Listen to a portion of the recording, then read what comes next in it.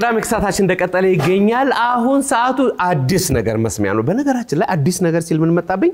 ኢቢኤስ ራሱ አዲስ ነገር የሚል የዜና አወጃ ሰዓት አለው በጣም ሸጋ ነው ዛሬ አዲስ ነገር በቅዳሜ ከሰዓት እንሰማለን አንድ ጥያቄ ልጠይቅ ወዳለሁ በግራም በቀኝም ላላችሁ ይሄን ፕሮግራም ለምትመለከቱ ሁሉ ከሰውነታችን ክፍሎች በተለያየ መልኩ በተለያየ ሁኔታ አንድ ሰው ስድስተኛ ጣት የሚያወጣለ እጁ ላይ አንድ ሰው ስድስተኛ ጣት የሚያወጣለ ወይም ደግሞ በተፈጥሮ የተረገዘው የተሰጠው ይኖራሉና እናንተ ጋር ምን አለ የተጨመረ ወይ የተቀነሰ ነገር አለ ከሰዋዊ አፈጣጠራችን ውጪ ወይም ከተለመደው ሰዋዊ አፈጣጠራችን ውጪ ምናልባት እንግዶቻችን ጋር ሁለቴ እኮ ማሰብ ያስፈልጋል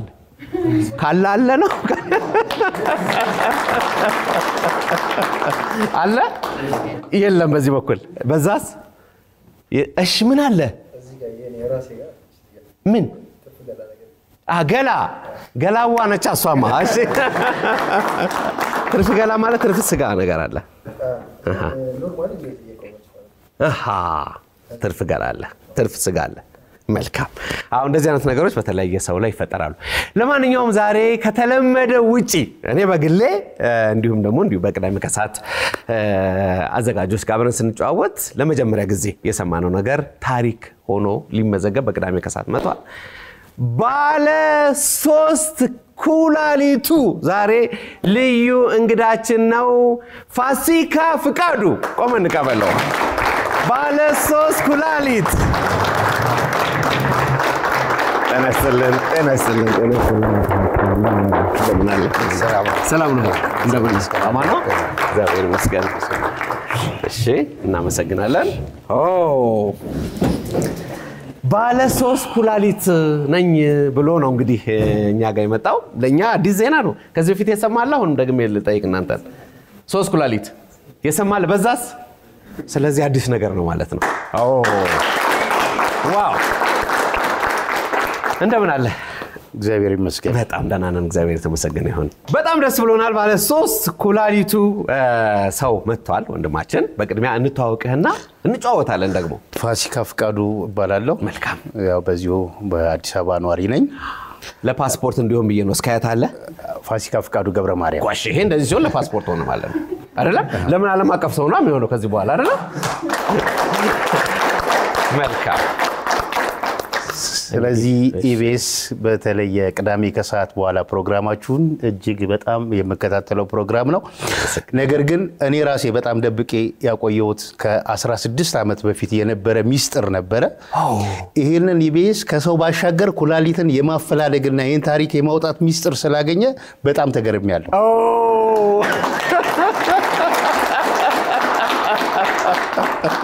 እውነት ነው ሰው ብቻ ነበር ምናፈልገው እስካሁን ድረስ በጣም ግሩም ባለ 3 ኩላሊቱም ተፈልጎ ተገኝቷል ማለት ነው ምስክርነቱን ስለሰጠህን ስለፍቅርህ እናመሰግናለን በቅዳሜ ከሰዓት ሰው መልካም እስኪ እንጫወት ምንድነው የሆነው እውነት 3 ኩላሊት አለ ምንድነው የሆነው ታሪኩን እስኪ እንጫወት እንግዲህ ከዛሬ 16 አመት በፊት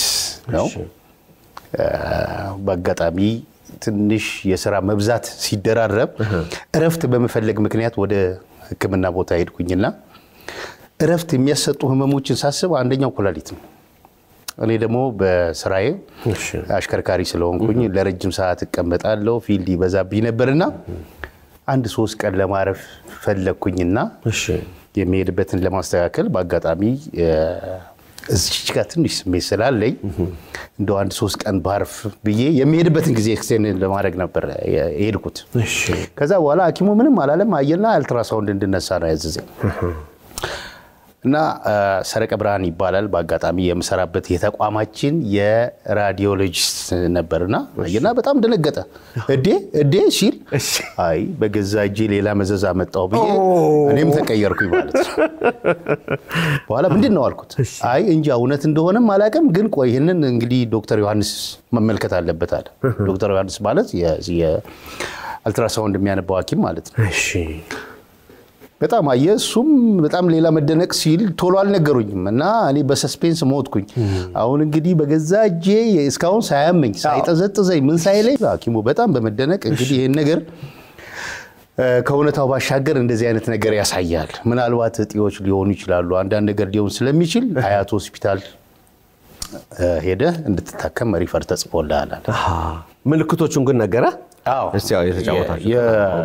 ሶስት ነው የሚያሳየው። እንግዲህ እውነታውን በሐኪም መረጋገጥ አለበት። እዚህ ላይ እንደምናየው ሶስት ነው ምናምን አለ። ዶክተሩ ዝርዝሩን ጻፈና ወደ አያት ሆስፒታል ላከኝ። አያት ሆስፒታል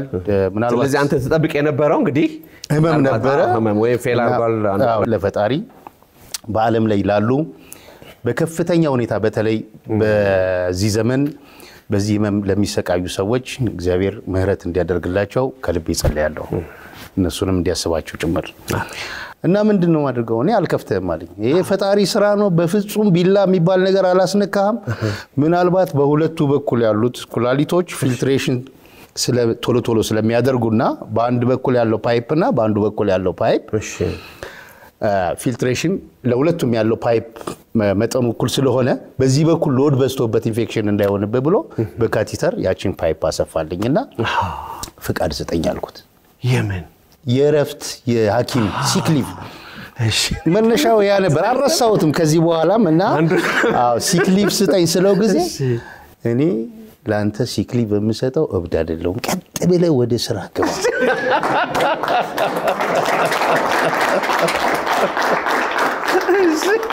በጣም ተሟገትኩት። የሚገርመው ሲክሊቭ እንዲሰጠኝ የሚገርም ነገር የዛን ጊዜ ምናልባት በዓለም ላይ የነበሩት የኩላሊት የባለ 3 ኩላሊት ሰዎች ከ3 አይበልጡም ነበር እና እቺ ነገር በቃ ራፍሊ ነው የነገረኝ። የዛን ጊዜ እኔም በጣም ወደ ጎግል ወደ ምናምን የሚሄዱ አቅሙም አልነበረኝምና ዝም ብዬ ሰምቼ ወረቀቷን እቺ የምታያትን ወረቀት አስቀመጥኳት። ለ16 አመት የዛሬ 16 አመት ከሰማ አንዳንዶቹ በቃ በጣም ይደነግጣሉ። ፉገራም ይመስላቸዋል ምናምን ነገር ላንድ ትልቅ አለቃ ነበረ ቀድሞ መሰራበት የሥራ ባልተረባዬ ነው። አየሁትና አየ ዲ አለ ለማን ነገር ካለኝ አይ እስካሁን አልነገርኩም። እንግዲህ እንደዚህ አንዳንዶቹ ሰዎች እንዳንተው እየደነገጡ ሲያስቸግሩ አንተ ግን በደንብ አይተ እንድታምነኝ ስለፈለኩ ነው ምናምን ነገር አልኩት። ሀያት ሆስፒታል እንዲረጋገጥ ሄድክ እና እዛ 3 ኩላሊት እንዳለ አረጋግጠው ነገሩ። እዛ ጋር የነበረን ስሜት ንገረኝ። እንደው የዛን ጊዜ ምናልባት ልጅነትም ስላለ ይመስለኛል። ምክንያቱም እየዋለ ያደረ በተለይ ደግሞ አሁን ህመሙ እንደ ሀገርም እንደ ዓለምም መሰማት ሲጀምር ግን እግዚአብሔር የተለያዩ ነገሮች እንደሚሰጥ አመንኩ። ምክንያቱም ላንዱ ገንዘብ ይሰጣዋል፣ ላንዱ ደግሞ መታከሚያ ይሆናል ያ ገንዘብ ማለት ነው። እኔ ደግሞ ይንሰጠኝ። ስለዚህ በጣም እድለኝነት እየተሰማኝ መጣ ማለት ነውና ባለቤቴም ከዛ በኋላ እናቴም ቤተሰቦችም ስለግራቸው የሚገርም ነገር እንደ አዲስ ፍጥረት የማየት ነገር ነው እና እንዴት ሊሆን ይችላል የሚል ነገር ነው። ምክንያቱም ትርፍጣት የተለመደ ነው። እንደዚሁ በጣም ብዙ ትርፉ ነገሮች አሉ። አሁን ሐኪሙም ሲነግረኝ ምንድነው አንድ ኩላሊት ያለው ሰው ሰምተናል አለ ከዚህ በፊት። ይሄ ግን በጣም በተለየ መልኩ ለመጀመሪያ ጊዜ ነው። በዓለም ላይ እስከ 3 እንደነበሩ ጎግል ላይ ነበር ከዛሬ 16 አመት በፊት ሲነግረኝ ሐኪሙ ማለት ነው። አሁንም የነገረኝ ሐኪም ምንድነው ከ100 በታች ነው የሚለው ቁጥሩን ስፔሲፊካሊ አልነገረኝም። በዓለም ላይ ከ100 በታች አለ ከ100 በታች ነው የሚል ብቻ ነገረኝ። እና በዚሁ ያው እንትን አልኩኝ። በኢትዮጵያ ግን እንደዚህ የተሰማለ እኔ ሰምቼ ስለማላቅ አሁን የኔን ነው እንግዲህ የሰማሁት። ሌሎች ሰዎች እንደኔ ወጥተው ከተናገሩ ሁለት እንሆናለን እንደ ኢትዮጵያ ማለት ነው። ስለዚህ ውሃ ማብዝተን በመጠጣት ኩላሊታችንን ጤንነቱን እንጠብቅ። ያንተን ውሃ ማችርስ ማለት አለብኝ ዛሬ።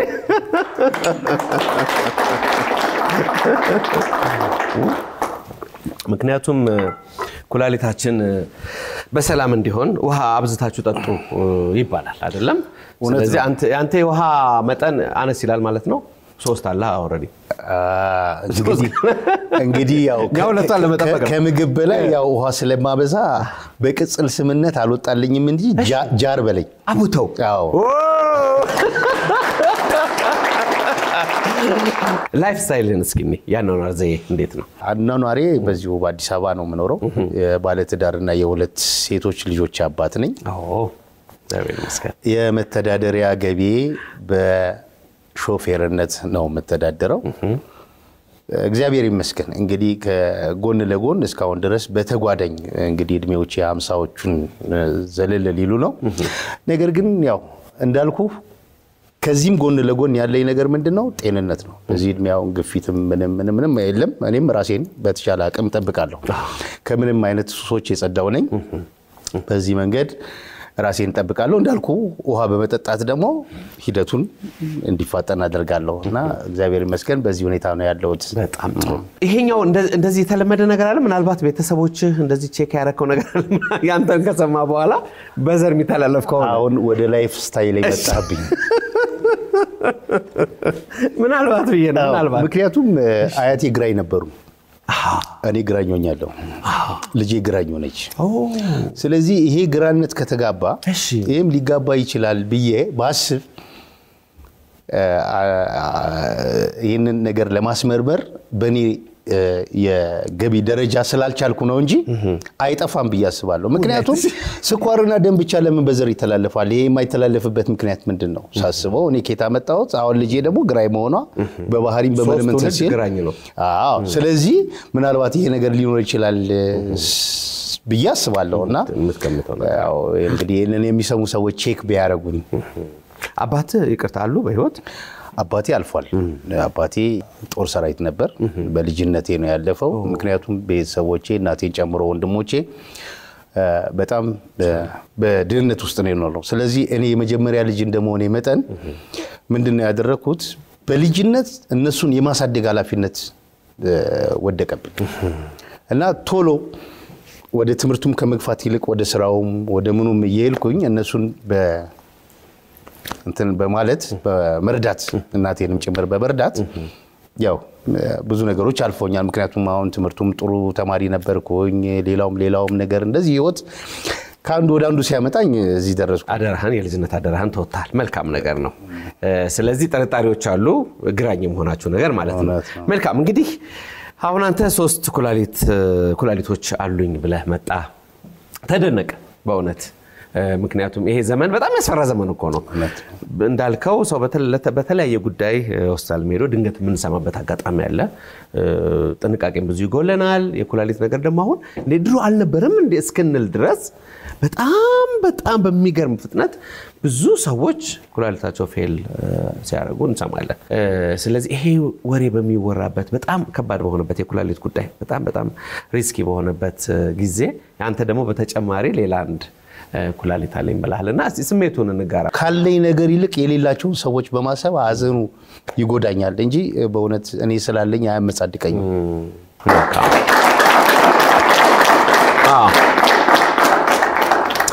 ይሄ እንግዲህ መልካም ልብህን የሚያሳይ ነው በእውነት እንግዲህ በጣም የሚደንቅ ነገር ነው የሰማነው አንዳንድ ጊዜ እንደዚህ ገረም የሚሉ ነገሮች አሉ ጳውሎስ ኞኞ የዓለም ድንቃ ድንቅ የሚል መጽሐፍ በየትርጉም ዓለም ላይ ያሉ ድንቃ ድንቅ ነገሮችን በልጅነት እናነብ ነበርና ግን አሁን ምንድነው ማድረግ ያለብን ደሞኛም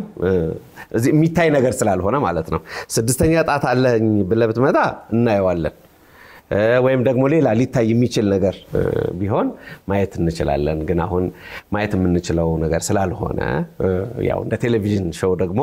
ምን ማድረግ አለብን በሐኪም መረጋገጥ አለበት አይደለም እውነት ነው ስለዚህ ይሄን ነገር እናረጋለን ማለት ነው በሐኪም ለማረጋገጥ አንድ ሐኪም ቤት እንሄድና 3 ኩላሊት በትክክል እንዳለ አረጋግጠን እንመለሳለን ማለት ነው ነገር ግን ከዛ በፊት እዛ ከመሄዳችን በፊት ልትለን የምትወደው ነገር ካለ እኔ አሁን ለምፈልገው ለማህበረሰቡ ለህብረተሰቡ በተለይ በዚህ ህመም ለሚሰቃዩ ሰዎች እግዚአብሔር ምህረት እንዲሰጣቸው ነው ኢቢኤስን በጣም ከልብ አድናቂም ወዳጅም ነኝ ይስጣችሁ መሰክራለሁ ፈቃደኛ ነህ ማለት ነው ምርመራውን ለማድረግ እውነት ነው መልካም ተስበረናል መልካም አፍሰር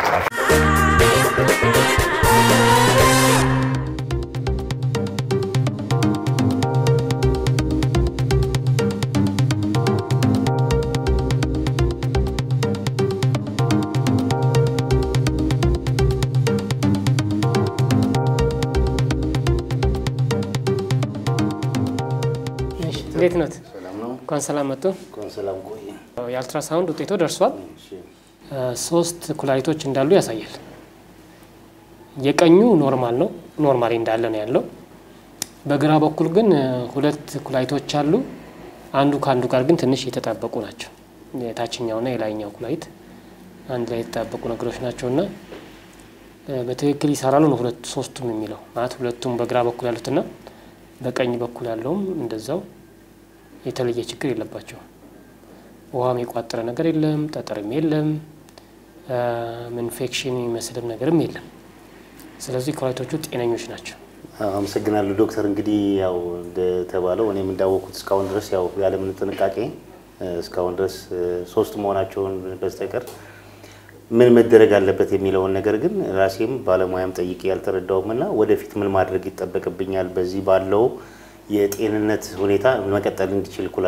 ኩላሊት መጠን መጨመሩ ያው ብዙ ጊዜ ኢንሲደንታል ነው የሚገኘው ማለት ድንገት የሚገኙ ነገሮች ናቸው በአልትራሳውንድ ላይ እንደሚታየው ግን ደህና ናቸው ሶስቱም ኩላሊቶች ነገር ግን አልትራሳውንድ ስትራክቸሮቹ ነው የሚነግረን እንጂ ፋንክሽናሊቲን ወይም ደግሞ የመስራት አቅማቸውን ስናያቸው ፓረንኪማሊ ችግር የለባቸውም ግን ሪሊ ሶስቱም ኩላሊቶች በትክክል ይሰራሉ የሚለው ነገር ደግሞ ቼክ የሚያደርግ የራሱ ቴስት አለ ባይዘይ ወደፊትም ከተቻለ ቢያሰሩት ጥሩ ነው ኒውክሊየር ስተዲ ነው ሶስቱም ኩላሊቶች ጥናት ይደረግባቸዋል የመስራት አቅማቸው በእያንዳንዱ እንትን ላይ ቼክ የሚደረግበት መንገድ አለ ቢቻል ወደፊት የኩላሊት ኒውክሊየር ስተዲዋ ቼክ ብትደረግ መልካም ነው ከዛም ካለፈ ግን ያው ኩላሊቶቹ እንደማንኛውም ኩላሊት ለኢንፌክሽን የተጋለጡ ናቸው ኖርማሊ ሪስኩ ምንድነው የሚባል የተለየ ሪስክ የለውም ግን አትሊስት ለኢንፌክሽን ሊጋለጡ ይችላሉ ሁለተኛ ደግሞ የፈሳሽ አወሳሰዳቸው ለምሳሌ አሁን ኩላሊቶቹም ሶስቱም ኩላሊቶች ወደ ፊኛ በትክክል እያስገቡ ነው ወይስ ደግሞ የተለየ ትራክት ይከተላሉ ወይ የተለየ መንገድ ይከተላሉ የሚለው ነገር ቼክ ማድረግ ይቻላል የተለየ ችግር አልታየም ሶ ይሄንን ግን ስትራክቸራሊ መለየት የሚችሉ ደግሞ ሌሎች ቴስቶች አሉ ለምሳሌ ሲቲ ስካን ይደረግና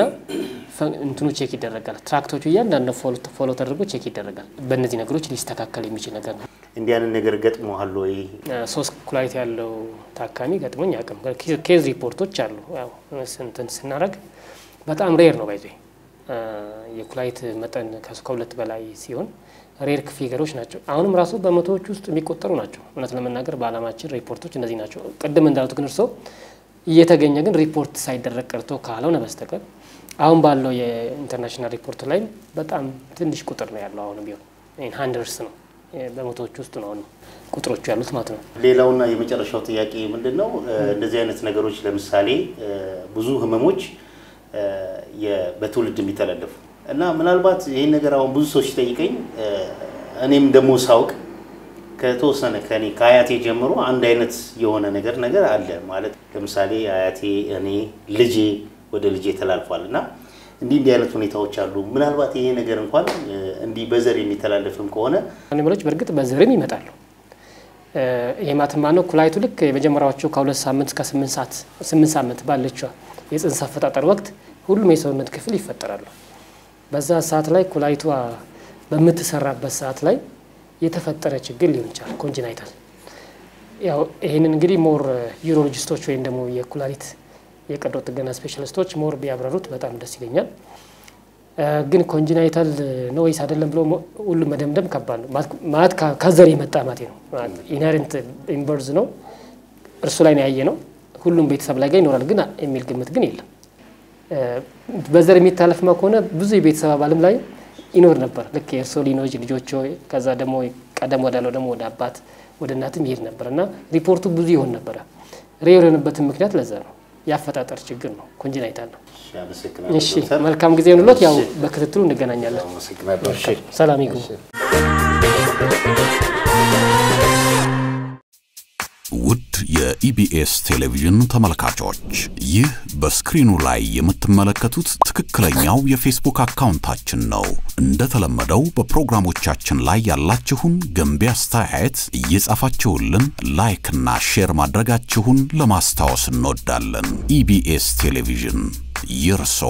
ቀዳሚ ምርጫ